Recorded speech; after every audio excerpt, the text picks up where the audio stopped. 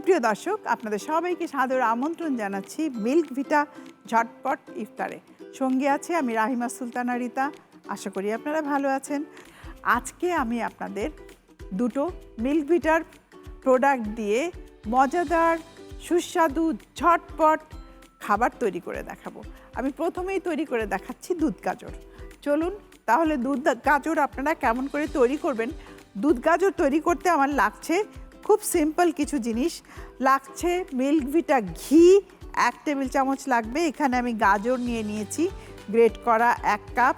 Milk ভিটা দুধ আমার লাগছে, সাথে লাগছে একটু চিনি লাগবে এবং গোলাপ জলে ভেজানো জাফরান লাগবে, কিশমিশ, পেস্তা, বাদাম। আমি প্রথমেই মিল্ক ভিটা ঘি নিয়ে নিচ্ছি। ঘি কিন্তু প্রাচীনকাল থেকেই বলা হয়ে এসেছে শরীরের জন্য উপকারী। আমাদের অনেক সময় ভ্রান্ত ধারণা, আমরা মনে করি যে ঘি খেলে মোটা হয়ে যাব, আমাদের অনেক ক্যালোরি হয়ে যাবে। আসলে কিন্তু তা না। ঘিটা স্বাস্থ্যের জন্য ভালো। মাঝে মাঝে ঘি খেতে কিন্তু বলা হয়। আমি প্রথমেই ঘিটা দিয়ে দিচ্ছি 1 টেবিল চামচ মিল্ক ভিটা ঘি। চুলার আগুনটা আমি একটু পরে দেব, কারণ দেখা যায় যে ঘি দেওয়ার ফলে খুব দ্রুত ঘিটা কিন্তু আগুনের হিটে গলে যায়। আমি ঘিয়ের মধ্যে গাজর দিয়ে তারপর চুলাটা আমি ধরাবো। এবারে আমি আগুনটা দিয়ে দিচ্ছি। এখন যেটা করব, ভালোভাবে ভেজে নিতে হবে। আমি যদি ঘিটা দিয়ে দিতাম আগে পুড়ে যেত, তার মধ্যে গাজর দিতাম, তাহলে সুন্দর ফ্লেভার আমার থাকতোই না। মোটামুটি ভাজা হয়ে যাচ্ছে। আমি এখন কিশমিশ অ্যাড করে দিচ্ছি, তার সাথে একটু বাদাম দিচ্ছি।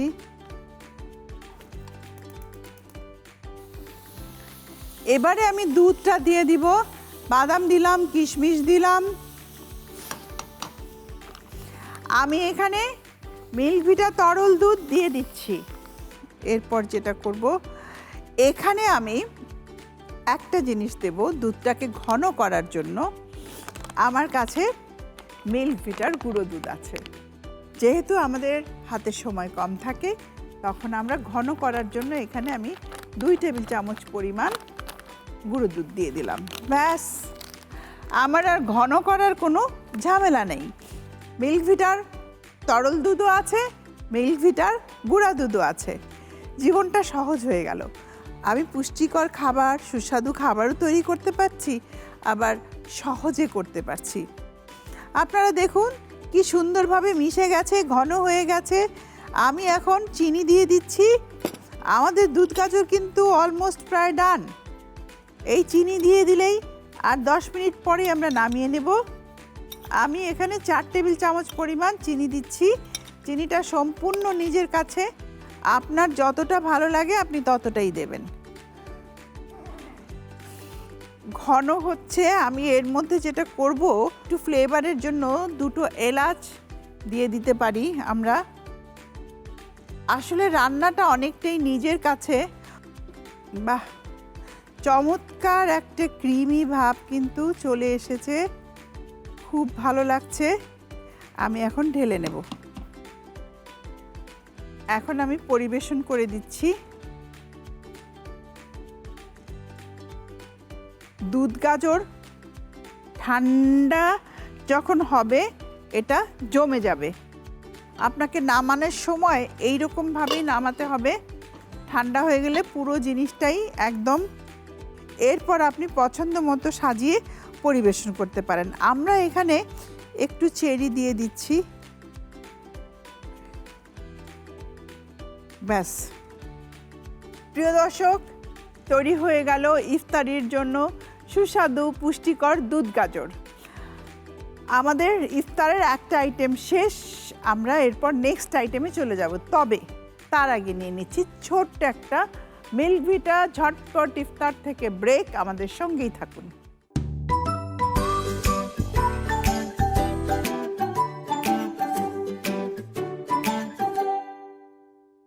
ফিরে এলাম ব্রেকের পর। এবারে তৈরি করে দেখাচ্ছি জাফরানি পায়েস। জাফরানি কথাটা শুনলেই কেমন মোগল মোগল একটা ভাব আসে। আসলেই এই জাফরানি পায়েসটা জাফরান দিয়েই তৈরি করা হয়। আর মিল্ক ভিটার দুধ থাকলে তো কোনো কথাই নেই, খাঁটি দুধের নিশ্চয়তা আমরা মিল্ক ভিটা থেকে পেয়েই যাচ্ছি। তা আমরা মিল্ক ভিটা দুধে আমি চালটাকে ফুটিয়ে নেব। এখানে ঘন করে রেখেছি আমি মিল্ক ভিটা দুধ, 1 লিটারকে আধা লিটার করে নিয়েছি। চাল দিয়ে দিচ্ছি 4 ভাগের 1 কাপ। তবে পায়েস তৈরি করার সময় একটা জিনিস আমাদেরকে একটু খেয়াল রাখতে হবে, পায়েস খুব ভালো করে নাড়তে হয় এবং কাছেই থাকতে হয়। প্রতিদিনের ইফতারিতে একটা দুধের রেসিপি অবশ্যই রাখবেন। একটা দুধের রেসিপি যদি আপনি রাখেন তাহলে দেখা যাবে যে আপনার পরিবারের সবার যে ক্যালসিয়ামের ঘাটতি, এছাড়াও দুধের মধ্যে যে প্রোটিন আছে, মিনারেলস আছে, সেগুলো আমাদের সুস্বাস্থ্য রক্ষায় সাহায্য করবে। নর্মালি দেখা যায় যে শুধু দুধ কেউ খেতে চায় না। দুধ দিয়ে যদি আপনি অনেক রকম খাবার তৈরি করে দেন তাহলে দেখা যাবে যে সবাই খুব মজা করে খেয়ে নিচ্ছে। আর ইফতারের সময় একটু মিষ্টি খাবার আমাদের সবারই কিন্তু চাহিদা। খুব দারুণ একটা গন্ধ বেরিয়েছে। এবারে দিয়ে দিচ্ছি চিনি। চালটা সেদ্ধ হয়ে গেলে চিনিটা দিতে হবে। চিনির পর আমি এখন দিয়ে দিচ্ছি জাফরান। জাফরানি পায়েস বলে কথা, একটু জাফরান না দিলে তো হয় না। দেখুন জাফরানের কারণে কালারটা কি চমৎকার হয়ে গেছে, মানে হোয়াইট কালার কিন্তু আর নেই। জাফরানকে বেশি না, 4 থেকে 5টে রেণু নেবেন এবং 2 টেবিল চামচ গোলাপ জল নেবেন। তারপর ভিজিয়ে রাখবেন। 2 থেকে 3 ঘন্টা ভেজালে খুব ভালো ফল আসে, অথবা আপনি দুধের মধ্যেও জাফরানটা ভিজিয়ে রাখতে পারেন। তারপর আপনি জাফরানটাকে দিয়ে দেবেন। আমাদের জাফরানি পায়েস প্রায় হয়ে গেল। আরেকটা জিনিস, রোজার সময় আমাদের কিন্তু একটা ফিলার ফুড দরকার, কার্বোহাইড্রেট। সেটা আপনি খিচুড়ি করতে পারেন, সবজি খিচুড়ি, তেহারি, তারপর পায়েস অথবা নুডলস, আপনার পছন্দ মতো আপনি যে কোনো, অথবা ওটস, আপনি সাগুদানা, একটা কার্বোহাইড্রেট আপনার লাগবেই, যেটা খেয়ে পেটটা ভরবে। হয়েই গেছে প্রায়। এইরকম একটা ঘনত্ব যখন আসবে তখন আপনারা ঢেলে দেবেন, কারণ ঠান্ডা হয়ে গেলে আমরা ফ্রিজে রাখবো, ফ্রিজে রেখে দেন সার্ভ করব। এখন আমি বাটিতে দিয়ে দিলাম।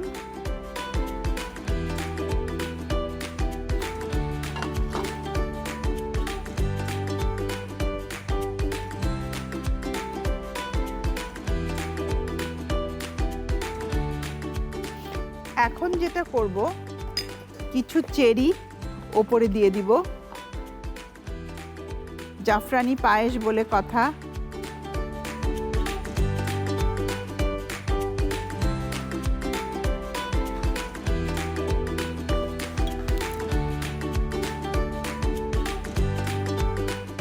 ব্ল্যাক কিশমিশ, এখানে কালো আঙুরের কিশমিশ।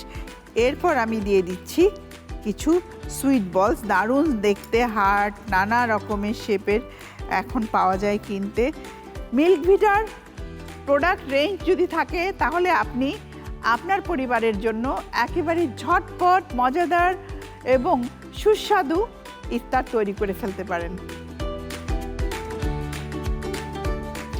আজকে আমরা আপনাদের দুটো সুস্বাদু এবং পুষ্টিকর রেসিপি তৈরি করে দেখালাম মিল্ক ভিটার দুধ দিয়ে।